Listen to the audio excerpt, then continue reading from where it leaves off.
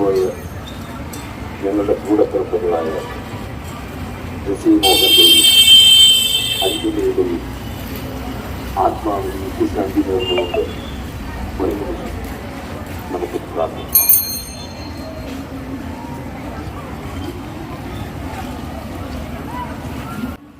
നമസ്കാരമുണ്ട്. നമ്മൾ ഓച്ചിറ കാഴ്ചകൾ കാണാൻ വേണ്ടി ഇറങ്ങിയാണ്. അവിടുത്തെ മെയിൻ കവാടത്തിലെ ദീപാലങ്കാരമാണ് കാണുന്നത്. അവിടുന്ന് ക്ഷേത്രത്തിന് ഉള്ളിലേക്ക് കയറുമ്പോൾ നമ്മൾ കാണാനില്ലേ ഓച്ചിറക്കാളയുണ്ട്. ഓച്ചിറക്കാളയെ തൊട്ട് വണങ്ങിയാണ് നമ്മൾ അമ്പലത്തിലേക്ക് കയറുന്നത്. കിഴക്കേ നടയിൽ വണങ്ങിയ ശേഷം പടിഞ്ഞാറ് നട എത്തുക. ഓച്ചിറക്കാള ഉണ്ടല്ലേ, നമ്മളെല്ലാവരും തൊട്ട് തൊഴിലാണ് അകത്തേക്ക് കയറുന്നത്. മഹാദേവൻ്റെ വാഹനമാണ്.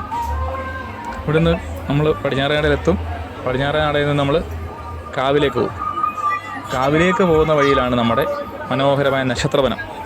നിരവധി നക്ഷത്രവനം നമ്മൾ കണ്ടെങ്കിലും ഇത്രയും മനോഹരമായി കെട്ടിത്തിരിച്ച് ഓരോന്നിനും പ്രത്യേകം പേരൊക്കെ കൊടുത്ത് മനോഹരമാക്കിയിരിക്കുന്ന നക്ഷത്രമാണ് ഇപ്പോൾ ഓച്ചിറയിലുള്ളത്.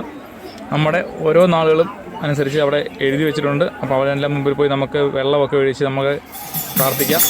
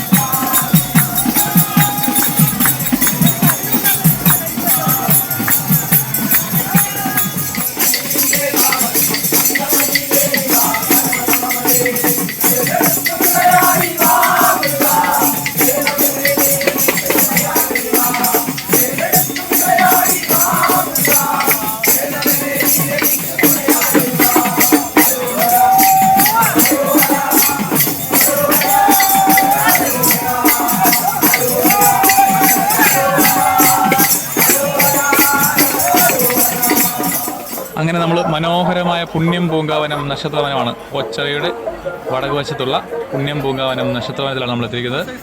അവിടെ നടുക്ക് ഒരു നന്ദിയുടെ ശിലയൊക്കെ വെച്ചിട്ട് അതിൻ്റെ മുട്ടിലൊരു അരയാലുണ്ട്. അവിടെ നിന്നാണ് നമ്മൾ തുടങ്ങുന്നത്.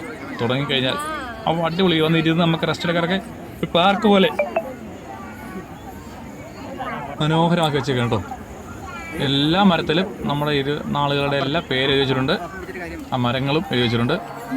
വളരെ മനോഹരമായി നമുക്ക് കണ്ടുപിടിക്കാൻ പറ്റും. ഏതൊരാൾക്കും എല്ലായിടത്തും വിളക്ക് കത്തിക്കാനുള്ള ഇതുണ്ട്. നമുക്ക് വിളക്ക് കത്തിക്കാം.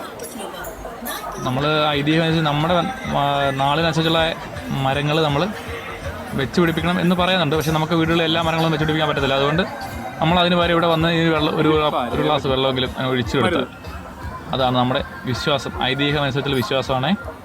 ആരും കമൻറ്റ് ചെയ്യാൻ പറ്റില്ലേ. പാർക്ക് പോലെ എല്ലാ തരത്തിലുള്ള നാളിനുള്ള മരങ്ങളും ഇവിടെ ഉണ്ട്. നമുക്കത് കാണാൻ പറ്റും. നമ്മൾ പലരും നമ്മുടെ നാളിലുള്ള മരങ്ങളുടെ പേരറിയാമെങ്കിലും ഇതൊന്നും കണ്ടിട്ടുണ്ടായിരിക്കത്തില്ല. ചില മരങ്ങളൊക്കെ അപൂർവമാണ് കേട്ടോ. അപ്പം ഇവിടെ എല്ലാ മരങ്ങളും ഉണ്ട് കേട്ടോ. ഓച്ചിറയിൽ പോകുന്നവർ പ്രധാനമായിട്ട് ഇത് കണ്ടിരിക്കണം. ഉറപ്പായിട്ട് നക്ഷത്രവനം കണ്ടിട്ട് മാത്രമേ നിങ്ങൾ പോകാവൂ. ബാക്കി എന്ത് കണ്ടിട്ടില്ലെങ്കിലും നക്ഷത്രവനം കാണണം. നിങ്ങളുടെ നാളിനുള്ള മരങ്ങളെ കാണണം. ഒരു കുപ്പി വെള്ളമെങ്കിലും കൊണ്ട് തന്നെ ഇത് മുട്ടൊഴിക്കുക കേട്ടോ. ഞങ്ങൾ വാങ്ങിച്ച് ചോദിച്ചു. ഞാനും ഞങ്ങളുടെ റിനോ ചെറുക്കനോടെ പോയിട്ട് ഞങ്ങളുടെ നാളിനുള്ള മരത്തിന് വെള്ളമൊക്കെ കഴിച്ചായിരുന്നു. അപ്പോൾ റിനുവിൻ്റെ കൂടെ ഞങ്ങളിങ്ങനെ വന്ന വഴിക്കാണ് ഞങ്ങൾ കണ്ടത്.